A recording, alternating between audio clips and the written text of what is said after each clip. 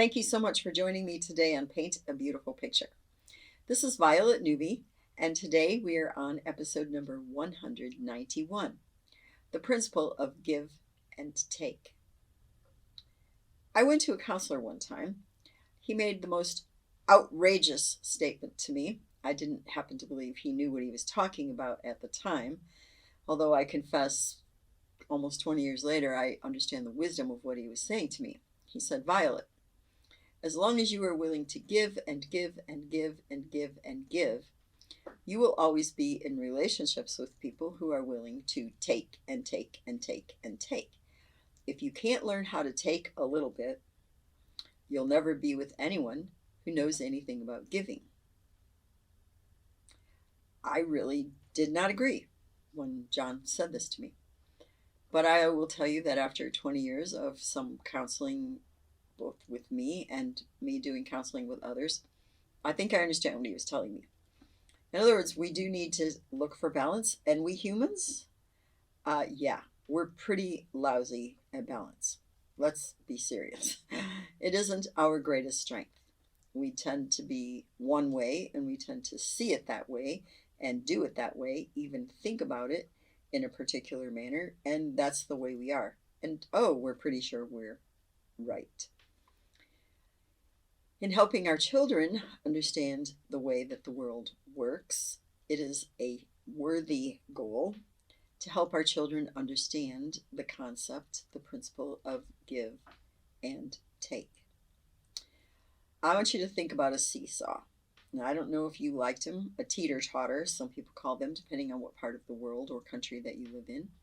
But I don't know if you liked them as a child. I happen to love them. And when they took them off of the playground where my brothers and sisters and I frequently played, I was very unhappy, super disappointed, because I think they're amazing. Even when my grandkids were little boys and we would go to their neighborhood park, we would play on the teeter-totter. I would put them on one end and I would be on the other one. And granted, I couldn't really do it with them like you could with someone of nearly equal weight, but I still loved it. I thought it was a lot of fun. So picture that. If someone doesn't get up in the air, the other person can't go down. And if that person at some point doesn't go back up, you don't get to go down.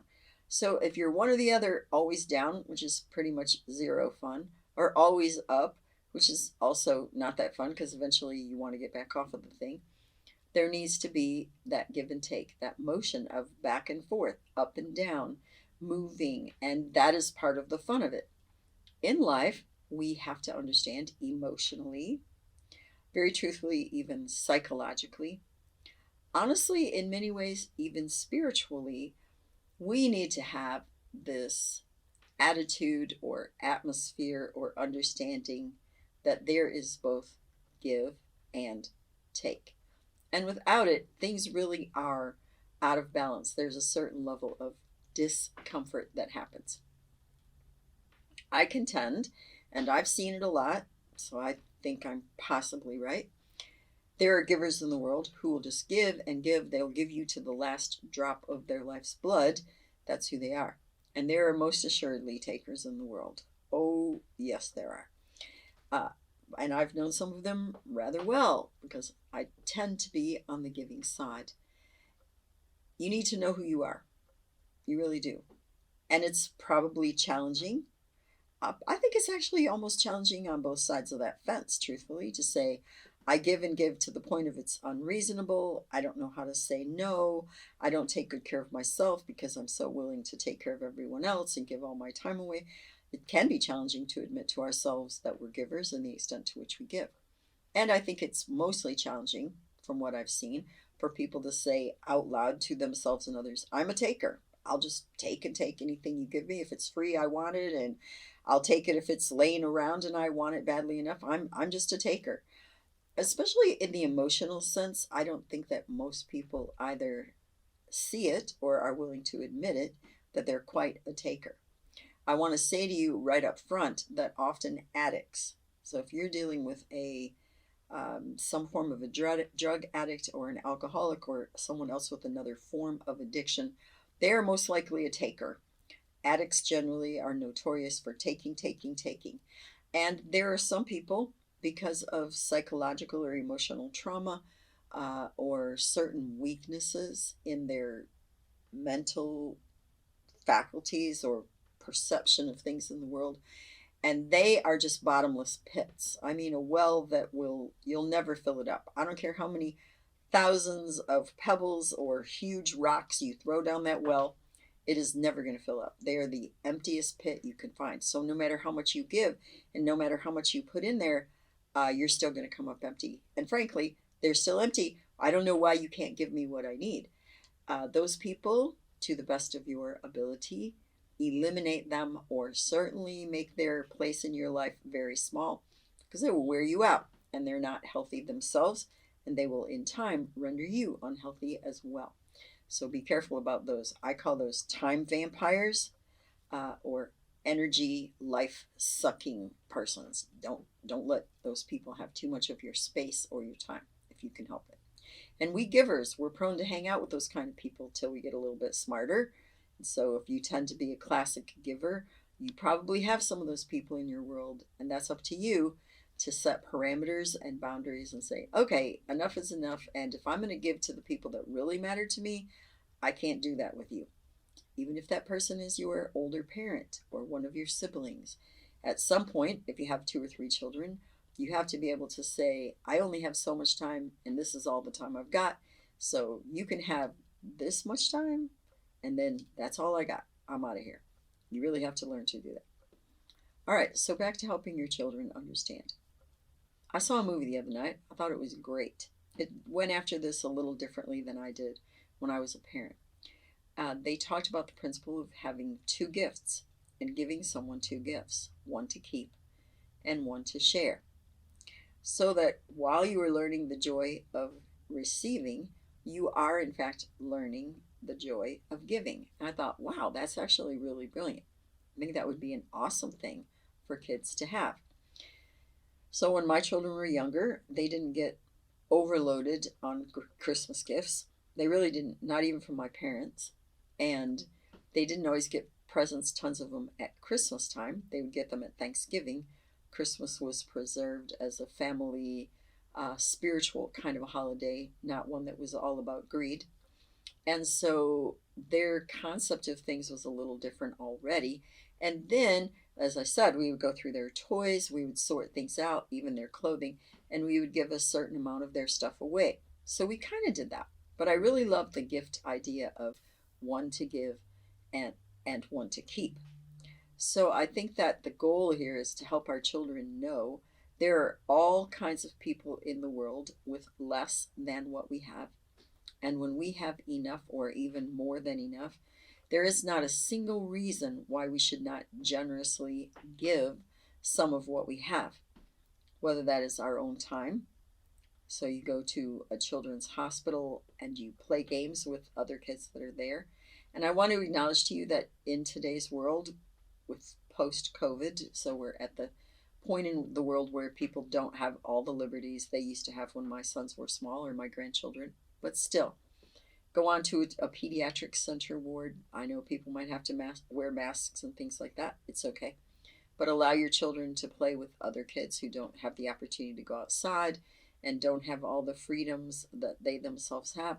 Or encourage your child to become friends with someone in a wheelchair whom not a lot of other kids want to play with or hang out with. That person's kind of weird and I don't really understand that. Help your children understand that, so that they can be friends with this kid, and maybe that kid can't go run and play and ride a bicycle, but they can play catch, or they can play board games, or they can play video games. Encourage your child to give of himself or herself, to give of their time, to give of their emotional energy, possibly to give of their money, and most assuredly to give gifts physically. I mean, to give something to someone that is meaningful or important. The other thing I saw, and it was fascinating because I'm considering buying a gift for someone's birthday, and I asked a couple of people what to give, and nearly all of them said to me, oh, just get a gift card. Well, that's what people do today. You just get a gift card. There are a few things that I can't stand about that. And I'm one of the world's pickiest receivers. I want you to know that. So if you don't get me what I want, I'm probably not going to be thrilled about it. So I get it. not wanting to give someone something that they dislike. And yet, to teach a child to be thoughtful, to really think it through, and to earnestly work at being selfless in their thought processes. So, not, I'm going to buy this because I would like it, which is often what people do, or to say, what would that person really genuinely like and enjoy? So, what can I get them that would be meaningful? It isn't the cost, it is the thought. So, you want your children to understand that. All right, so giving in some ways may be a little simpler to grasp than receiving. All right, so here's what we do: we receive a gift and we say, oh, thank you, or we write the perfunctory thank you card. But actually, we need to receive that gift with joy, even if it wasn't what we would have chosen. Remember, I told you this is a hardship for me, so I know what it takes to receive with grace. Uh, to really and truly appreciate the thought behind what the person did. And when someone gives you a compliment, to receive it gracefully. Oh, I'm not that. Oh, this dress, this hideous old thing. Or, oh, I feel so ugly today. How could you tell me that I'm pretty? To really receive what people say about us that is kind, and to receive someone's gift of their time. To literally say and acknowledge to someone, I realize you could have done a lot of things today, and you went out of your way to spend 3 or 4 hours with me. To your best friend, thank you for going shopping with me. I recognize and value the time that you spent with me. Or your spouse, I know you're really busy at work. You have this big project going on. You have so much happening, but you spent 2 or 3 hours tonight with me. I appreciate that so much. So receive and acknowledge the gift of someone's time and that expression to you that you are of value to them.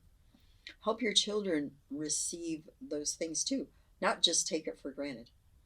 Wow, Grandpa, thank you so much. I appreciate your time showing me how to build a model airplane, teaching me how to build a kite, going out sailing with me, taking me fishing.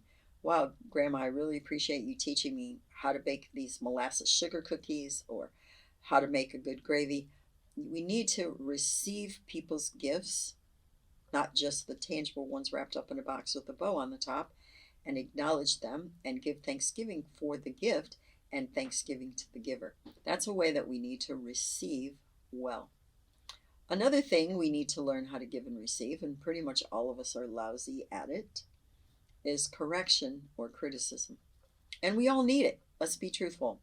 Not just kids, grown-ups too. You go through life and you're grumpy and you're cranky and you're because something in your life is out of sorts, work is hard and whatever, and you bring it all home with you and you're blasting it all over everybody.